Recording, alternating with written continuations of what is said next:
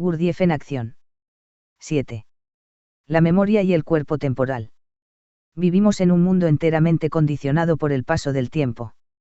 Es una estructura en la que la información solo puede ser transmitida por los cambios de condición. Los sentidos físicos son mecanismos de respuesta al cambio. Por ejemplo, los sonidos que oímos son causados por pequeñas variaciones en la presión del aire, que el oído detecta y que el cerebro interpreta acordemente. En un aire absolutamente tranquilo no oímos nada, y los otros sentidos son igualmente dependientes del tiempo. No somos conscientes de esto como tal, sino solo de sus efectos. Nuestra percepción de las situaciones, de hecho, se deriva de interpretaciones resultantes de las asociaciones que hemos adquirido a través de la experiencia. En el proceso descubrimos que los sucesos siguen uno a otro en un tránsito aparentemente inexorable desde el pasado hacia el futuro, lo que aceptamos como una inevitable condición de existencia más allá de nuestro control. Esto es una ilusión. El cuerpo está ciertamente sometido a la esclavitud del tiempo, pero no así el espíritu. El sentido del tiempo es una facultad adquirida resultante de asociaciones establecidas por la experiencia en los diversos centros del cerebro. Es parte de lo que se llama nuestra primera educación, el desarrollo de la destreza al enfrentarnos con las condiciones diarias de la vida, en el curso de las cuales construimos un enorme patrón de asociaciones llamado memoria. La memoria es otra de las actividades que damos por supuesta. El hecho mismo de que seamos capaces de recordar experiencias anteriores es una notable capacidad, sin la cual no podíamos sobrevivir. Por ejemplo, la simple operación de caminar, a la que nunca prestamos atención, implica la memoria casi instantánea de una secuencia de operaciones aprendidas por ensayos y errores durante la infancia. Todo nuestro comportamiento, de hecho, depende de la memoria. ¿Cuál es el mecanismo de esta extraordinaria facultad? Se solía pensar que toda experiencia se almacenaba en el cerebro, quedando disponible para ser llamada cuando así se requiriese, pero esto es obviamente incorrecto, pues simplemente traería como resultado una enorme y abultada colección de informaciones, que posiblemente el cerebro no sabría cómo acomodar.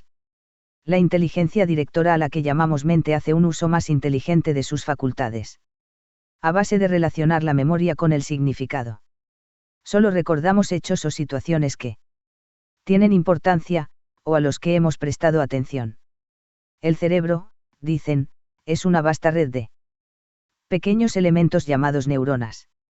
Estas se comportan como simples puertas eléctricas, que dejan pasar los impulsos nerviosos si se dan ciertas circunstancias, determinadas por asociaciones previamente establecidas. Hay pues, literalmente, un tren de pensamiento que culmina en la acción apropiada, tras lo cual cada neurona vuelve a su situación normal, lista para nuevos impulsos.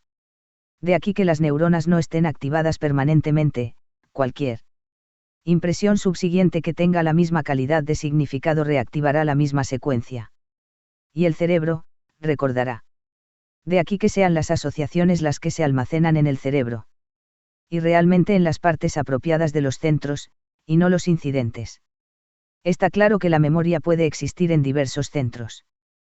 Tomemos como ejemplo los recuerdos de una visita a París.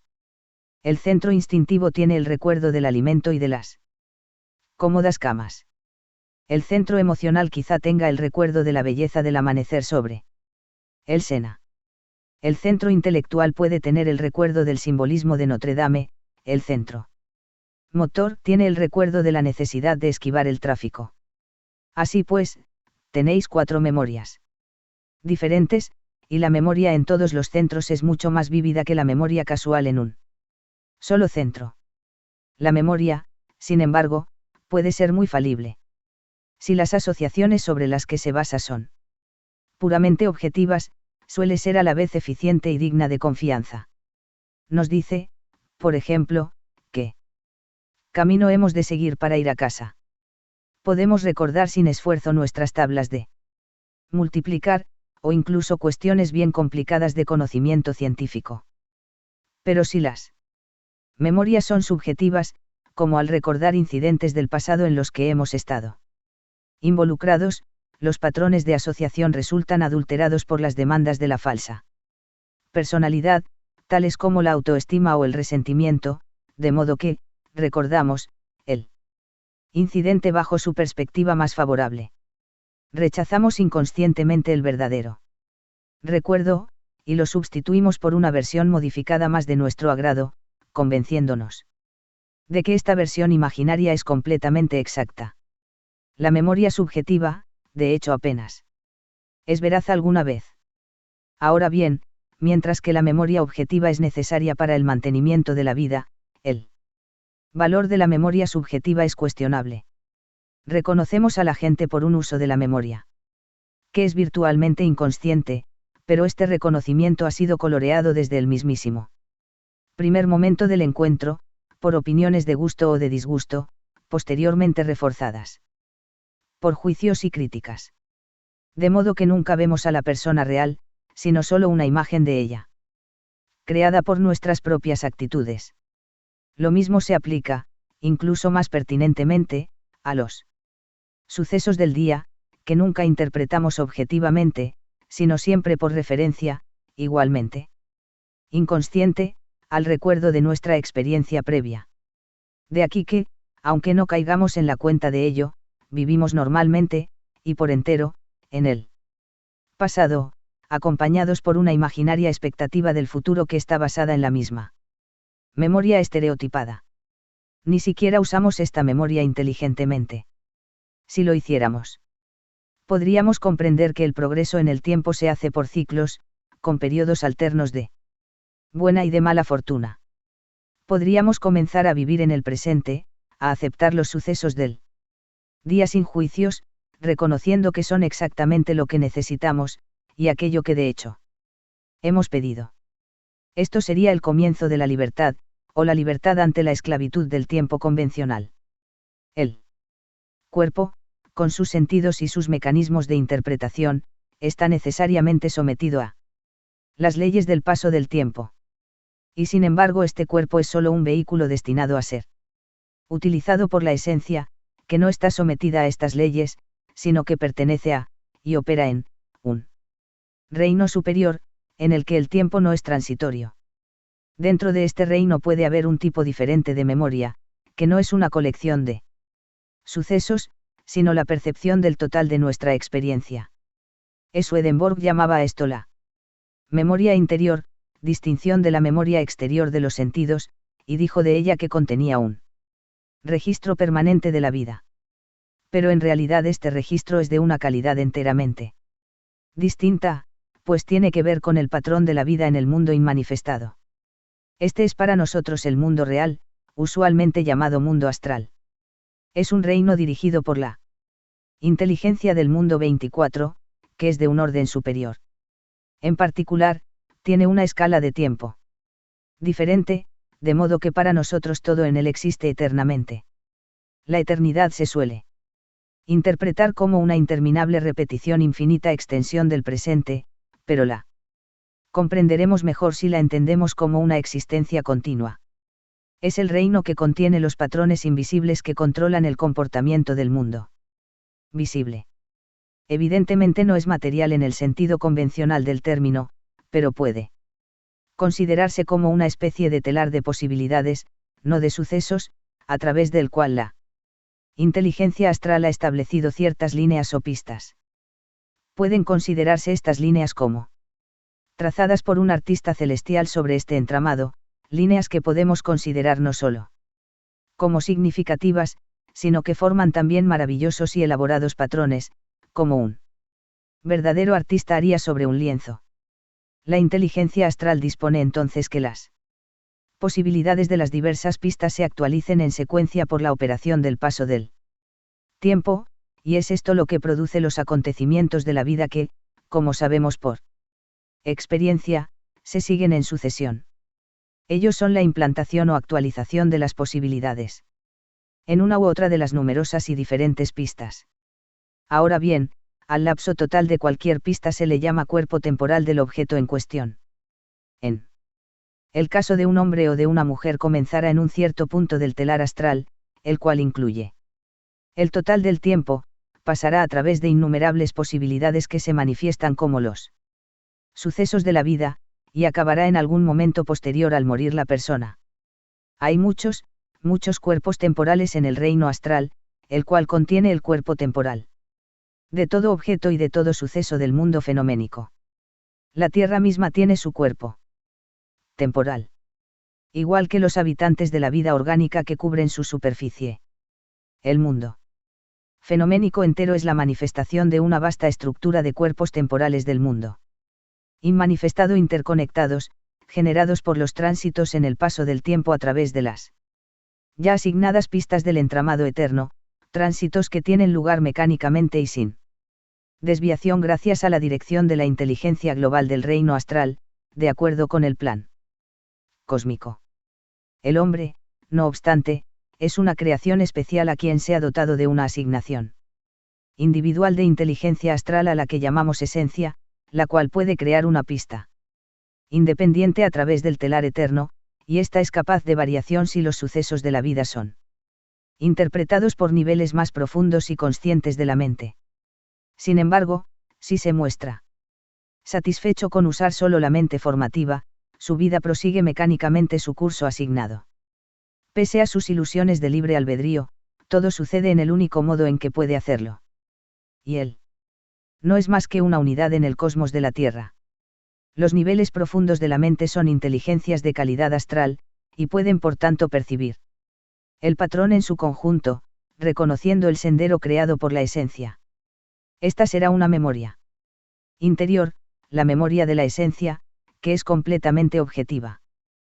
Pero está claro que esto no puede ser puesto en juego por medio de la mente convencional, sino solo por los niveles profundos y conscientes, y por el hecho mismo de ser un ejercicio consciente empezará a nutrir a la esencia, la cual a su vez podrá empezar a modificar el sendero a través del patrón.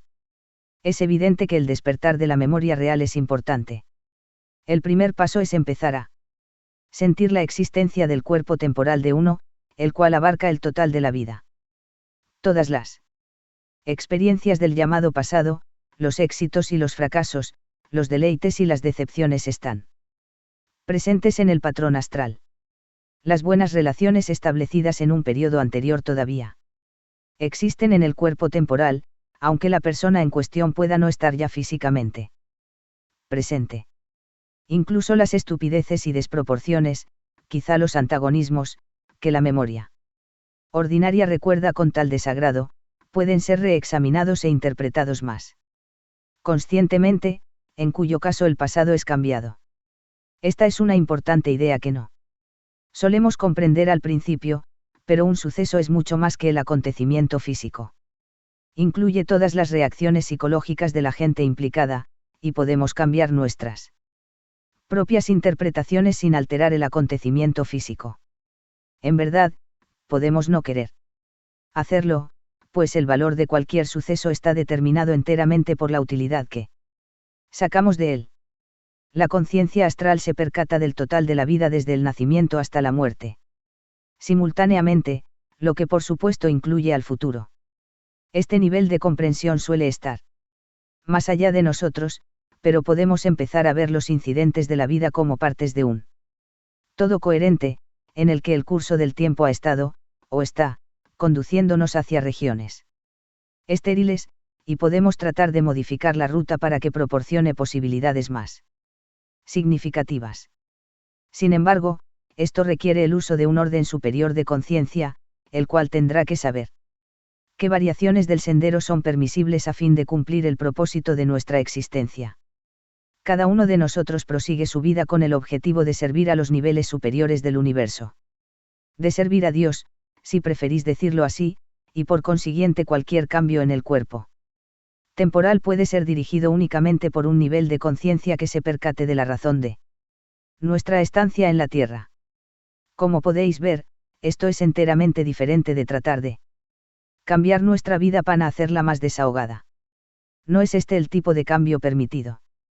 Podéis cambiar el pasado, podéis cambiar el cuerpo temporal, solamente para la gloria de Dios, o Ello será solo imaginación. Una de las ayudas para el autorrecuerdo, sugerida por Gurdjieff, fue la ocasional repetición de la frase, quiero ser. Pero, ¿cómo interpretar esto? ¿Acaso no pensamos en ello en términos de devenir, de algo a conseguir en el futuro? Querer ser solo puede significar el deseo de percatarse de lo que es, sin maquinaciones de ningún tipo, lo que no es en modo alguno una labor fácil. Por medio del concepto del cuerpo temporal podemos empezar a examinar qué quiere decir eso de ser. Significa estar presente, presente en el patrón eterno que se ha establecido para que yo lo siga, un patrón conocido por mí yo real pero con el que he perdido el contacto, olvidando así mi objetivo, pero puedo empezar a aceptar la idea de que mi vida ha sido establecida específicamente para proporcionar oportunidades. Esta no es una doctrina de la predestinación. El patrón establecido contiene la posibilidad del cambio por medio de la atención consciente, y este es el significado de la vida.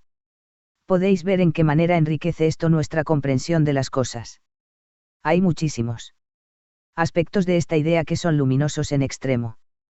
Uno de ellos es que no existimos aislados. Nuestros cuerpos temporales están cruzándose continuamente con los de otra gente, una idea de enormes complicaciones. Significa, por ejemplo, que lo que yo hago os afecta a vosotros. No. Puedo vivir aislado en mí mismo, como una pequeña parcela. Como dijo John Donne, ningún hombre es una isla.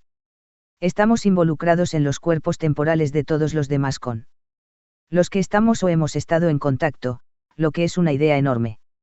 La memoria real existe en la esencia, que es eterna, y algunas de las tendencias innatas con las que nacemos son creadas por recuerdos de la esencia adquiridos durante vidas anteriores. De aquí que, una vez más, tengamos en la presente vida la responsabilidad de ser más conscientes en nuestro comportamiento, de modo que nuestro cuerpo temporal pueda contener un material útil para la esencia.